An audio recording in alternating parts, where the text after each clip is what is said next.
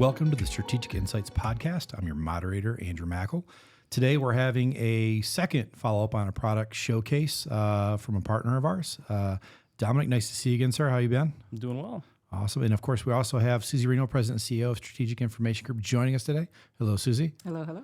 All right. So we gathered today because we talked, I think, a little over a month and a half ago as we started this journey to help offer solutions for organizations that need enterprise level capability in their quality solution, but needed a more phased approach or a gentler avenue into that space that has more capability than a point solution, but does not come with the pitfalls of having one massive architecture that you have to take all at once that you might not be using, and it's a little bit more cumbersome and problematic for you.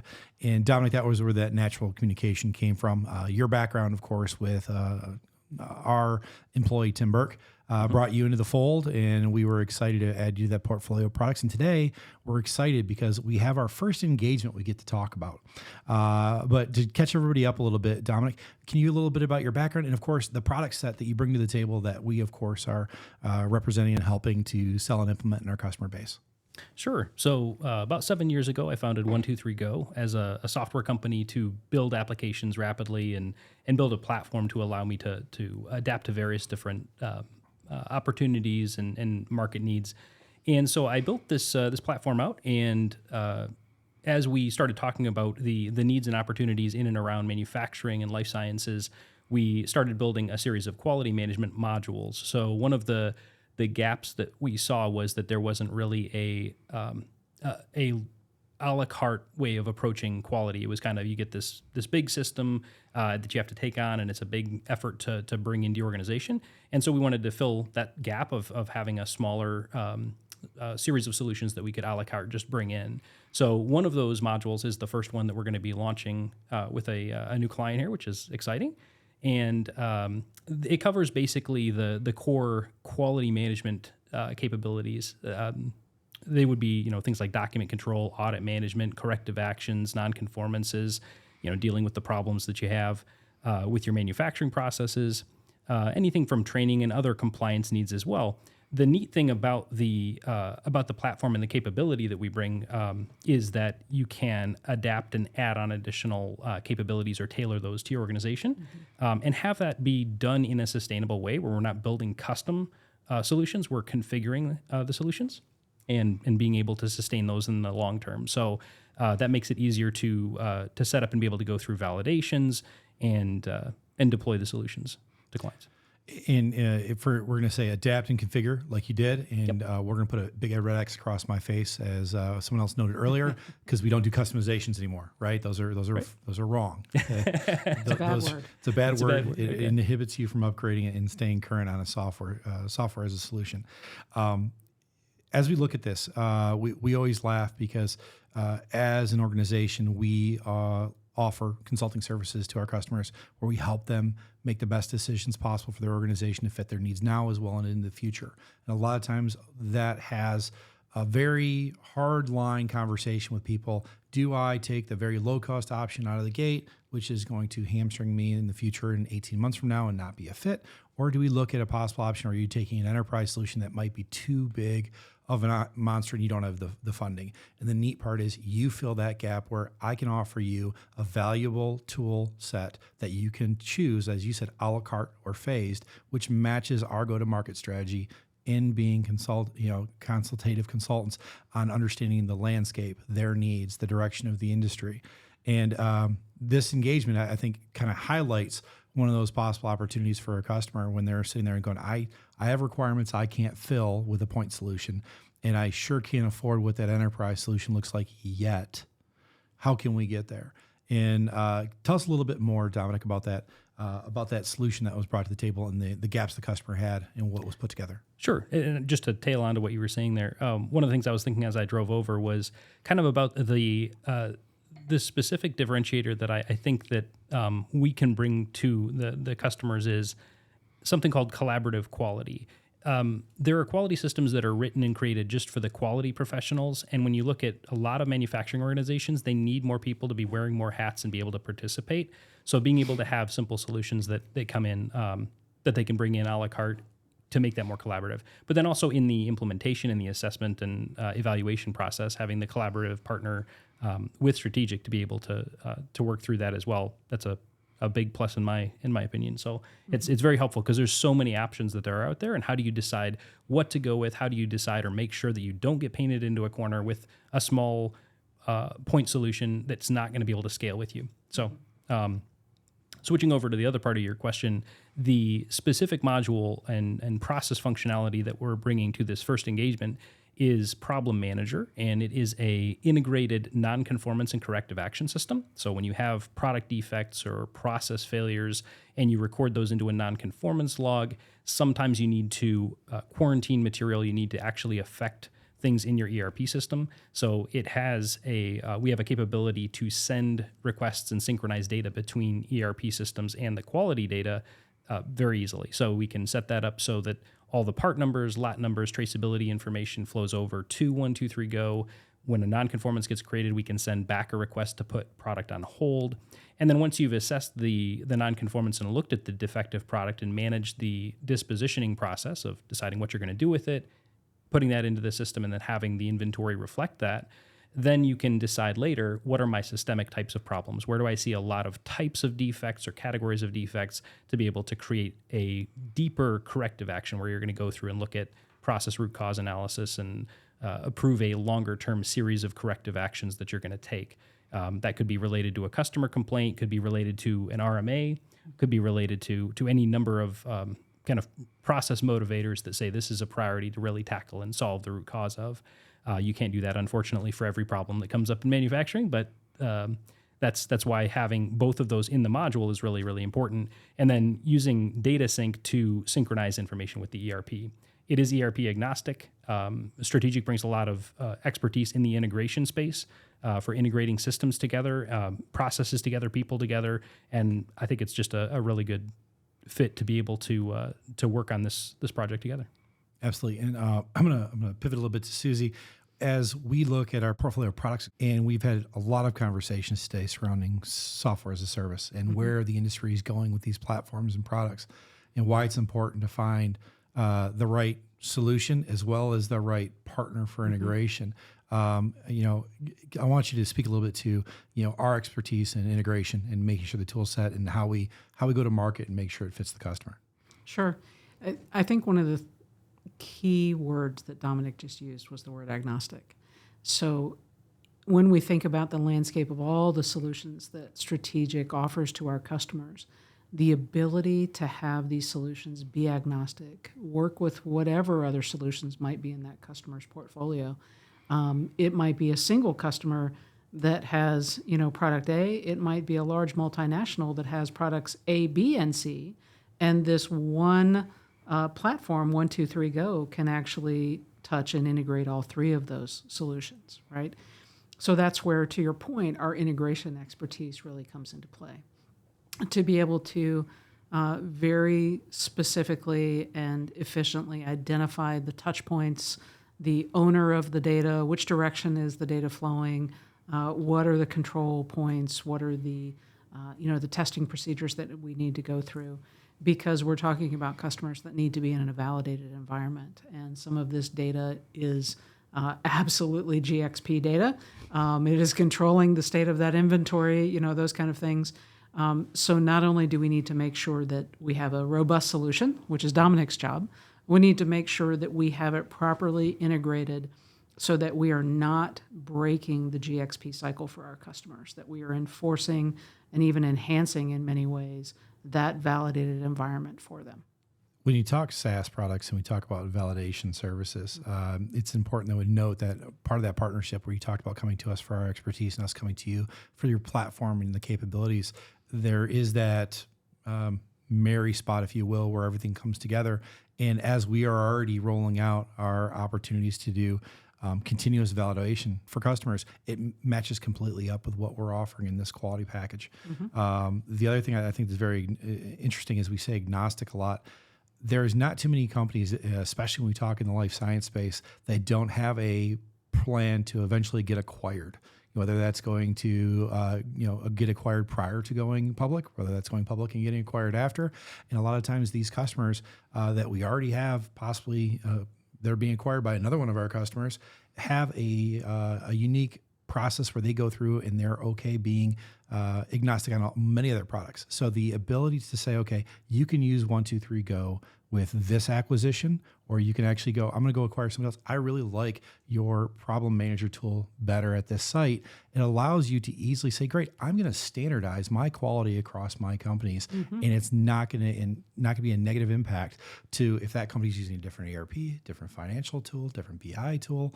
It allows you to say, okay, what's the most important thing we do, especially when we're talking about changing lives in the life science space?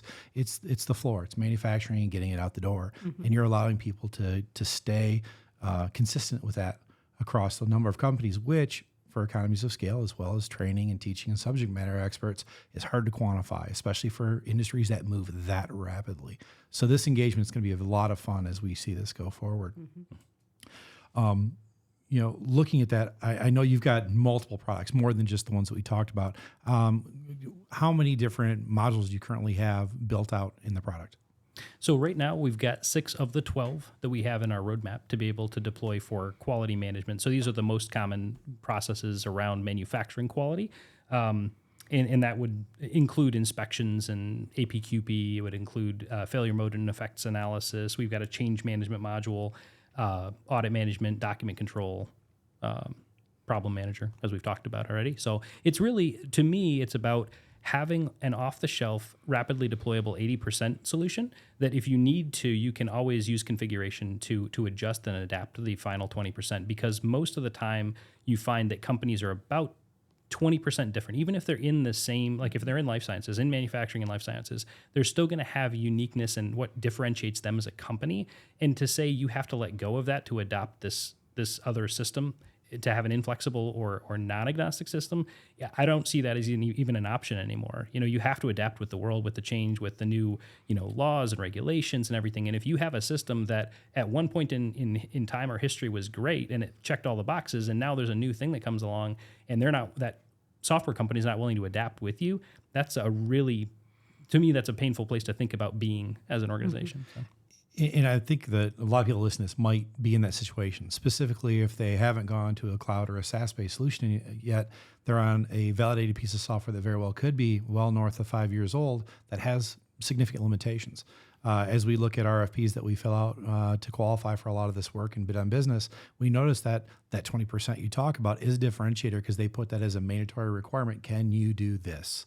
And we've seen more and more of that grow outside what we consider standard processes. And that's what makes them unique in industry. And that's where I think this is really going to be a differentiator for companies in that SMB space, as well as even enterprise level that might not want the overhead that comes with it. So if you're on Excel, if you're on paper, or if you're sitting there on a very old on-premise piece of software, you should definitely be reaching out to us to discuss what your options are, especially with what you can bring to the table and a solution that is going to be configured to fit your needs. When I first started hearing about this solution, and I've heard about it in a couple different engagements with customers, one of which we're actually about to now venture into the world of implementation here. What really struck me was the flexibility of the solution. And, you touched on it earlier about, and I'll just put it in my laywoman's terms, I really think of it as almost a workflow engine that I can build a quality process on top of. And I use the word workflow instead of the word customization because I want it to be a consistent workflow process that we are then wrapping in the shell of a quality process to say, these are the steps I need to follow at this point in time in my manufacturing process, in my inspection process, whatever it is. I want to build that workflow that then becomes an enforceable quality event. And the flexibility of 123Go to be able to build those things was really appealing to me, thinking about building out our product and our solution offering. But I think it's going to be equally appealing to our customers, as Andrew was talking about, that might be using paper-based quality systems. They might be using, a database that somebody developed 12 years ago that they're still documenting all their quality results. And somebody new has come along and said, you know what, we really need this one. This one's vital. It's critical. We need this one to be integrated with our ERP system and be real time. 123Go is going to give us the ability to get our foot in the door and introduce them to what a modern, fully integrated quality system could look like for them.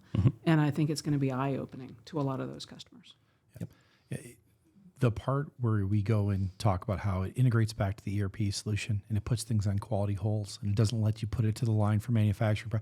There's so many things that you allow it to stop human error on that can be significantly impactful. Lawsuits for companies that you don't want to get into. That when we talk about the money it takes to manage a paper-based solution, the overhead in labor, man hours.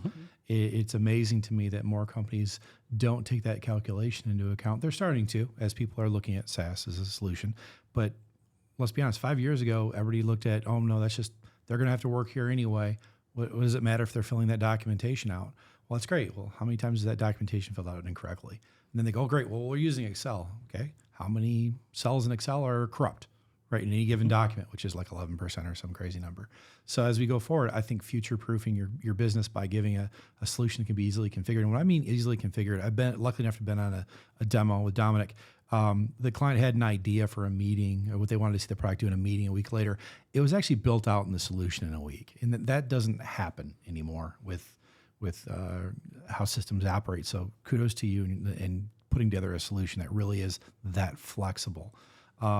As we go forward and we look at other opportunities in our install base, as well as just selling the product to help customers become more successful, what are things that you want, people listening to know what your product and platform bring to the table?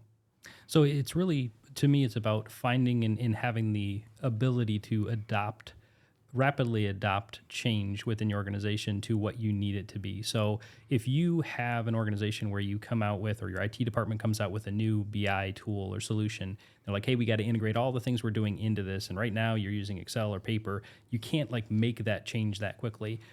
With the platform, being able to adapt to new technologies and adopt new technologies where they fit for your business, if they fit for your business, is a big part of my strategy. So AI is a huge topic right now. There are products that have sprung up that have been built solely on AI and a database backend.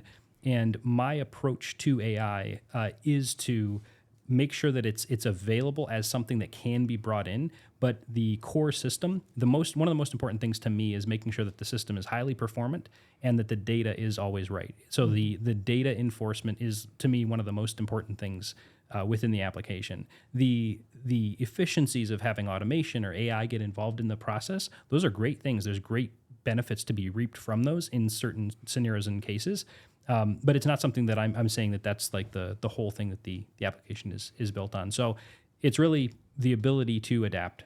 To me, it sounds like, everybody, when we sit down with these clients or these prospective clients and we're talking to them and they're saying, hey, can it do this? I want it to do this. And it's like, of course you'd want it to do that. Yes, we can do that. It's just great to be able to say that and to know that's actually going to be something that we're going to be able to do in a very rapid turnaround time. So, and it's interesting or different for me because we remember a lot of times in sales situations, people they're always going to say yes. They're always the product. No one's going to tell me no. I was like, yes, but not everybody's architected to be able to say yes and deliver yes. They can say it. And so, on that note, I think that collaborative quality is a buzz term that should be used moving forward. Agreed. Because it's, I think collaborative is being used in a couple different areas that we do business in, but it's an area that as more and more people adopt it and really utilize what it's there for, I imagine your product set's only going to be built out even greater. Absolutely. From those requests. Because let's be honest, somebody in some manufacturing floor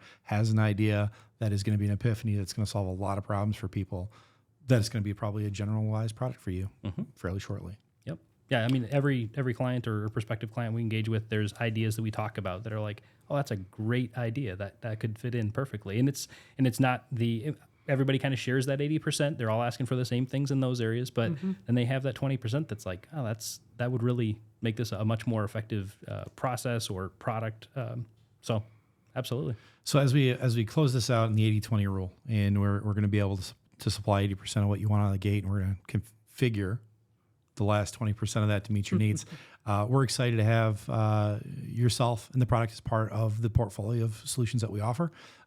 Your history, of course, with us and with members of our team make it a very easy weave for us to do, and we're excited. And if someone hears anything on this podcast that they want to know more about, I'm going to stumble through this because I've heard people do it. Please go to www.strategic.com, and also I'll let Dominic do his tagline. Sure, www.123go.io. Dominic, Suzy, thank you so much. Suzy, thank you for rubber stamping, adding Dominic to the portfolio companies. Absolutely. And we're looking forward for this first client to go swimmingly, and then we'll have them on as the wrap up part of this podcast series. So thank you.